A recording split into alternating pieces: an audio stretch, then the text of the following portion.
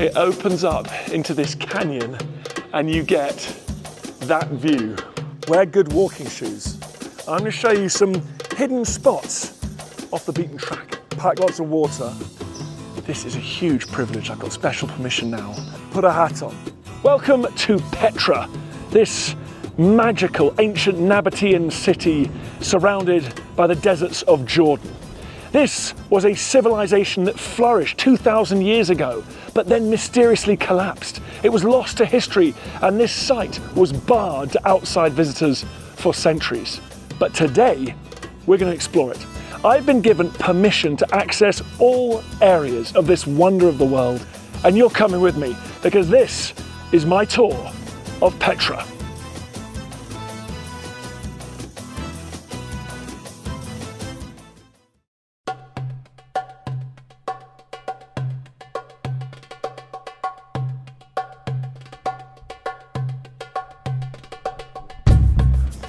Truly, there is nowhere on earth with a more dramatic, memorable approach than Petra. This is the famous Seek. It's a wadi, it's a dry riverbed. It was carved out over millions of years, particularly when flash floods tore through here when it rained, as it rarely did in the desert.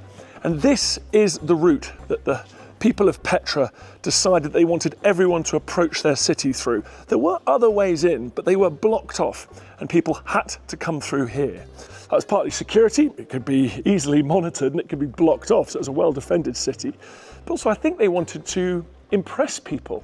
They were using this natural feature to great artistic effect. And that effect endures to this day. It's incredibly impressive. And as you get further and further in, it builds anticipation of what lies ahead.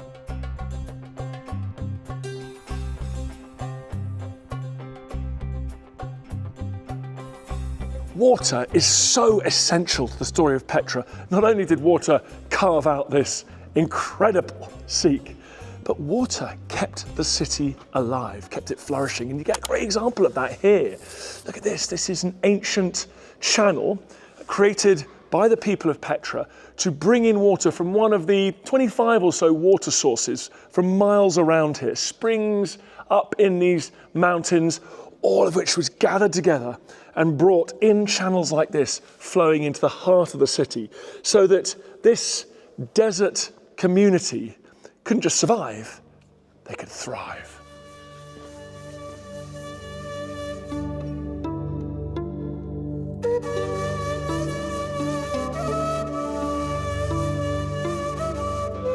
And here at the end of the Seek, it opens up into this canyon and you get that view, one of the most famous, one of the most impressive views in the world. The treasury at Petra.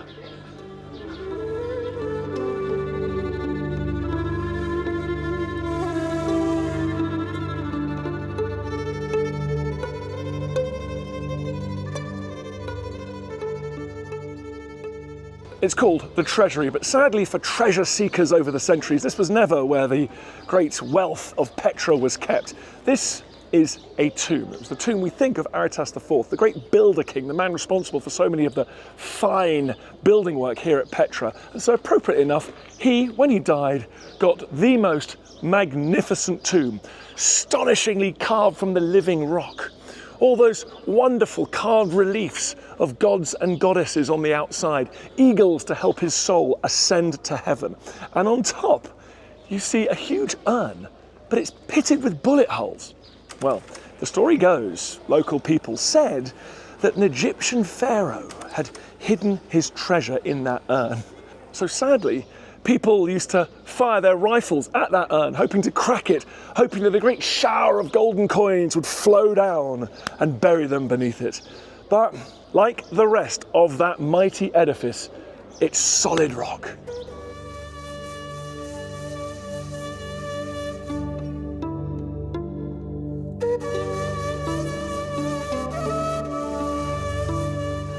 This is a huge privilege. I've got special permission now from the authorities to go into the treasury itself, which I've never done before. It's been a lifetime ambition. Let's go and take a look.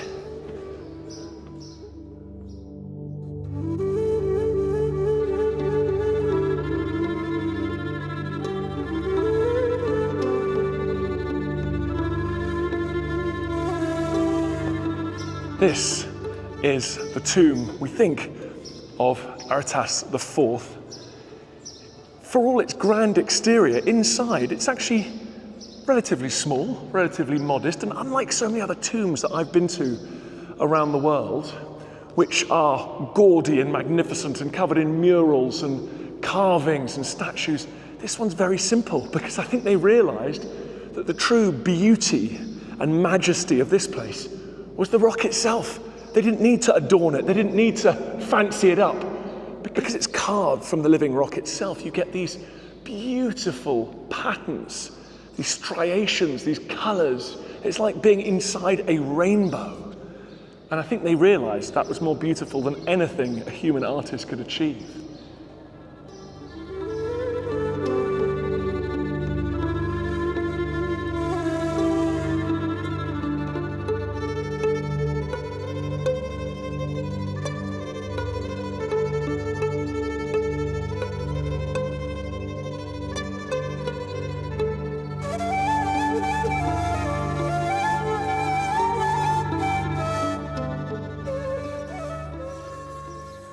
The most important thing when visiting Petra is not to do what most tourists do and stop at the treasury, turn round and head home. The rest of the city is just as magical. I'm going to show you some hidden spots off the beaten track.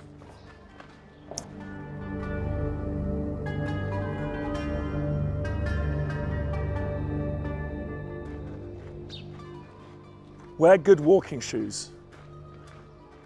Pack lots of water, put a hat on. Basic stuff, folks. What is really magical about this place is they reckon that 85% of this city has not been excavated. There are more wonders to be discovered right here in Petra.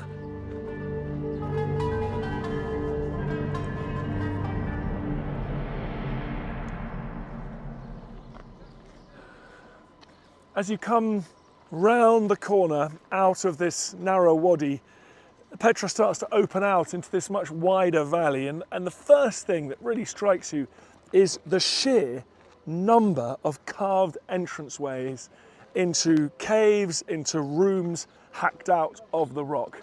These are tombs. They've been used subsequently by the Bedouin who live here as dwellings, but many of them are where notables, important people, quite normal people would bury their dead and then go and visit them.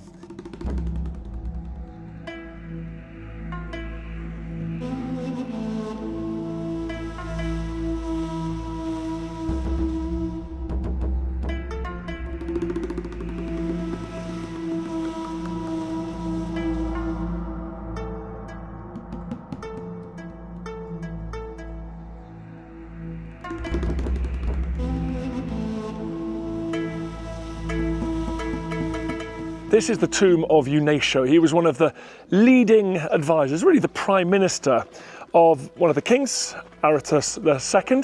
He ruled around about the end of the 2nd century, beginning of the 1st century BC.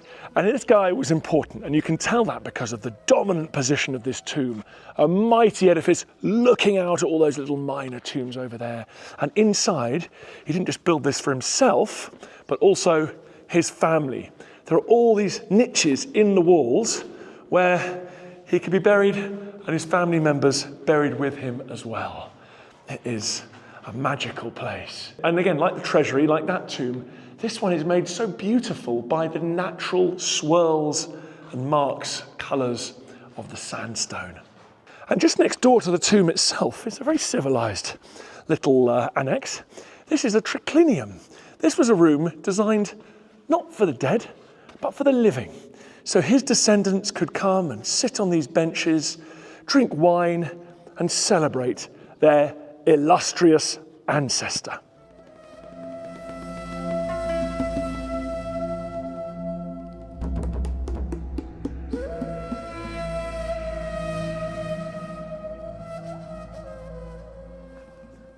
While you're up here, make sure you explore the other tombs that are dotted in this cliff face. But we are going to go down to the theatre.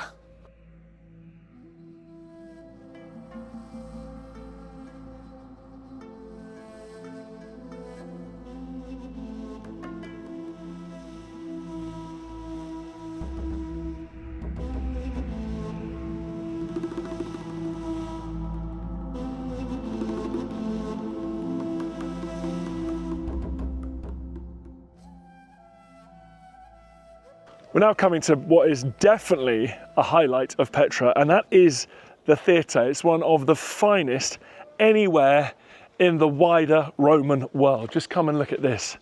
This was one of the entrances here. I love they've got a great name, Vomitoria. The crowds would vomit out after a show. But just look at this. It is, like everything around here, carved from the living rock. There's nothing quite like it anywhere else. And it's fascinating, this theatre, because it was built in the 1st century AD, actually before Petra had formally become part of the Roman Empire, but you can see the Roman influence here. And it looks very like a Roman theatre, but artistically there's certain Petran flourishes. And you can see how big it is. It would have been able to fit around about 8,000 people. They think about 1/3 of the population of Petra at the time. Astonishing. There are the seats, the fancy seats in front for the rich patricians, the nobles, the politicians, people that paid more. And then you've got the stage here, you've got the orchestra down here, that big semicircle from which we get the word orchestra. And up here, you get the, this was sort of permanent built, magnificent scenery. There were statues and columns and decoration. And that was actually called the Scanii, which is where we get the word scenery from. And the acoustics here are fabulous. Right from the top of there, you can hear the actors down here on the stage. And the theatre was the cultural, the artistic centre of life in these Roman cities. Petra's a really interesting example of how Roman power sometimes could expand in maybe slightly unexpected ways. It wasn't just a case of brutal military conquest. The Nabateans, the city of Petra, they slowly became drawn into the Roman orbit. There was a kind of gravitational pull. And they get to a position where they're sort of becoming a client state. How is that? Well, the Romans would make territorial gains nearby, they'd start trading with the people of Petra, they would intermarry, they would make loans, they'd enter business agreements, and slowly the Nabateans found that the Romans were more and more dominant in their politics and affairs, and culturally. And this theatre is an expression of that. Roman ideas, Roman craftsmen, Roman actors and dramatists are being brought in. And before you know it, Nabatean culture is getting more and more Roman. Until, by the time of the 2nd century, when the Romans took formal control, I don't think it would have seemed like that big a transition.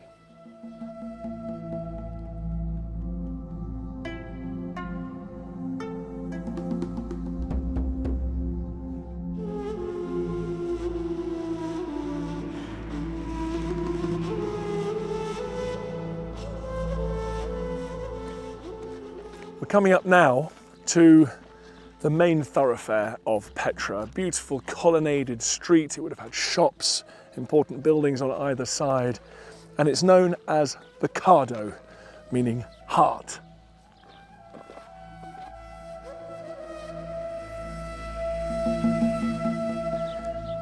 Petra grew fabulously rich because it sat right on a very important trading route. Incense was taken from where it came from, Yemen, at the tip of the Arabian Peninsula, all the way up through Arabia, through Petra, and then was exported from here to Gaza, and then right across the Mediterranean world.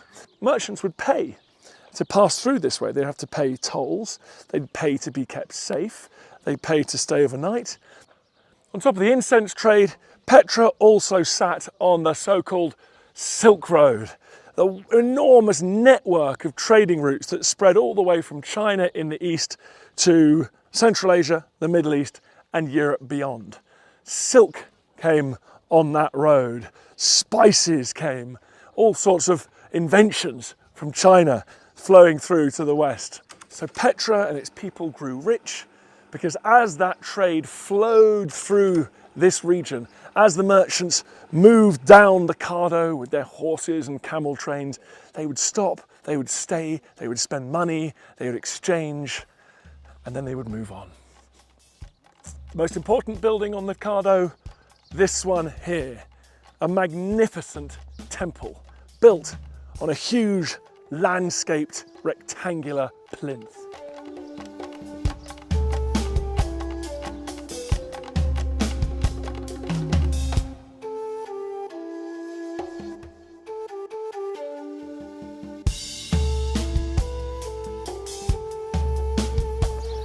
They call this the Great Temple, but actually we're not absolutely sure what it was. It may have been a mixture of a religious and administrative space. We think it was built by the great builder king, Herodotus IV. And the first thing that greets you is a huge, wide open space. Up here, a sanctum.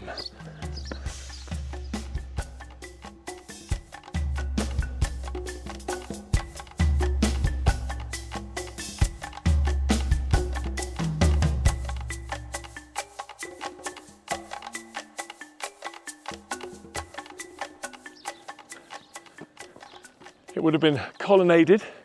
There were Roman architectural features, so heavily influenced by the Romans. They found Roman coins here and other archaeology. It's worth remembering this place was only discovered in archaeological investigations in the 1990s.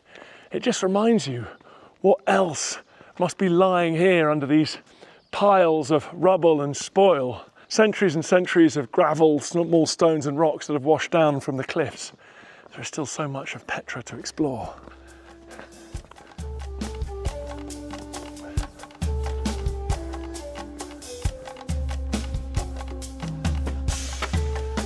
Climbing up the stairs now into the sort of inner sanctum, which feels even more important. This is where the politicians might have met. There was this, it looks like what might be a kind of council chamber up here, inner temple. And wow, this is great because you see these columns that have toppled over. Clear evidence here for the earthquake that did so much to, well, destroy Petra and ensure that it would be really lost to history in the intervening centuries. That was in the 4th century AD. And then you got over here, this is interesting, come and have a look. You have everywhere in Petra, you're never far from water management. This is one of the cisterns. There are a couple of cisterns here in this complex capable of storing hundreds of thousands of litres of water. And it was connected to springs higher up. They would come through here, and then that water, not a drop of it went to waste, that water would flow down into channels and pools for public use. Petra, it's hard to believe this now.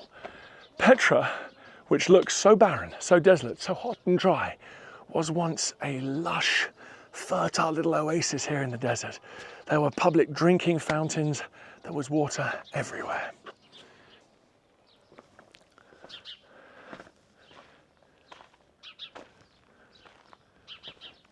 So this is definitely the inner sanctum.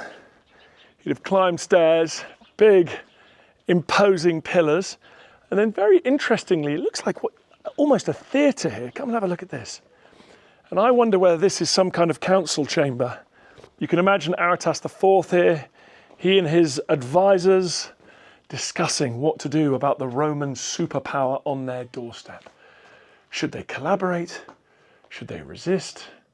And those are the sort of things that would be discussed here. But beneath our feet, we're never far away from water channels. And there are several beneath this temple complex. Just like the system of blood vessels beneath our skin, so these water channels kept Petra alive.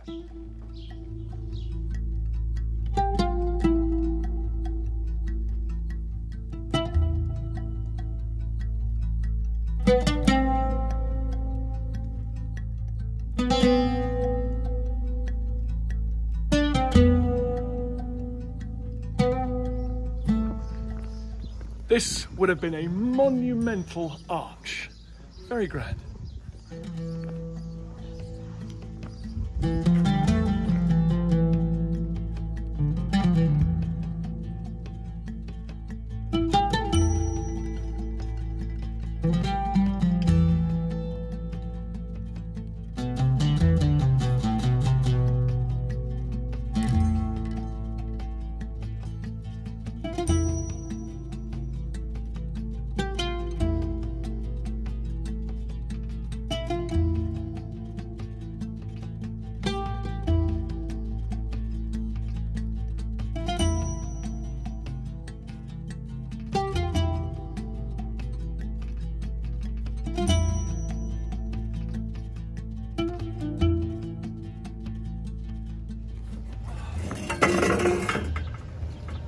There is plenty more of Petra to come, but for the moment, sit down at the restaurant, have a drink, be kind to yourself.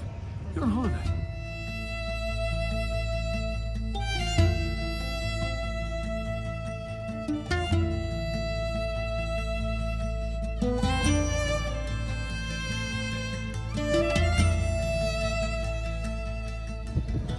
Okay, let's go.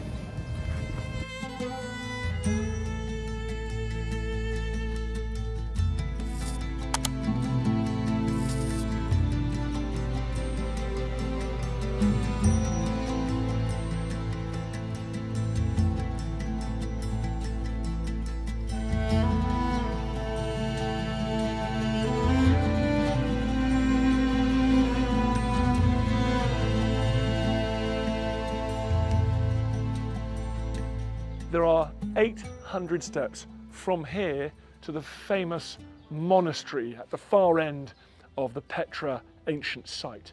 But don't be put off. You've come this far. You've got to go. It's not as bad as it sounds. Come on.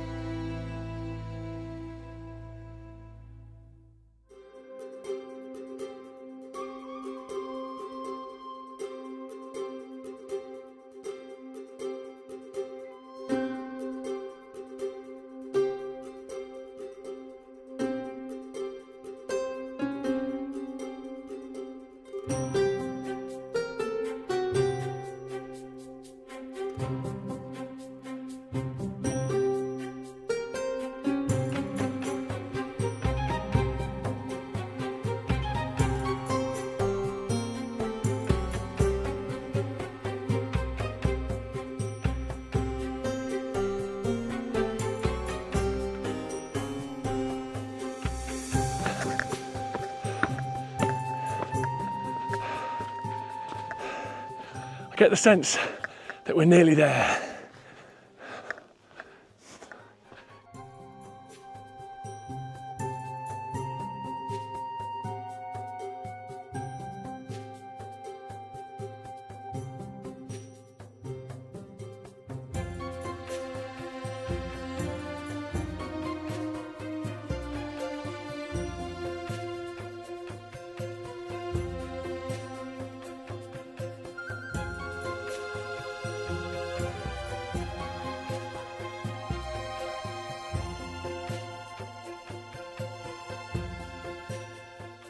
Well, it's certainly worth the climb. This gigantic, magnificent edifice, even bigger than the treasury which greets you as you enter Petra, is one of the masterpieces, one of the great treasures, not just of Nabatean civilization, but I think in all of ancient culture. It is probably about 300 years older than the treasury. We think it was built in the reign of King Obodas I, about 3rd century BC, but we can't be sure. And it may have been a tomb for him, it may have had a temple function, but also perhaps civil functions as well. People may have met here. Either way, it is simply magnificent, facing west across a gigantic desert valley.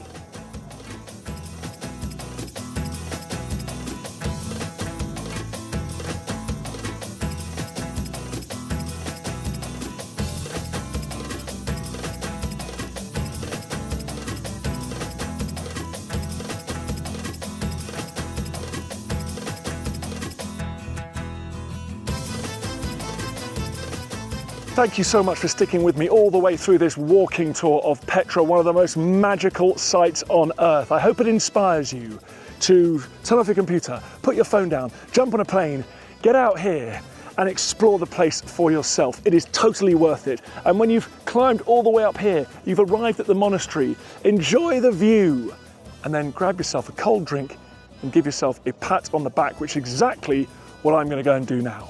If you've enjoyed this video, please like and subscribe. Check out everything History Hit is doing. See you next time.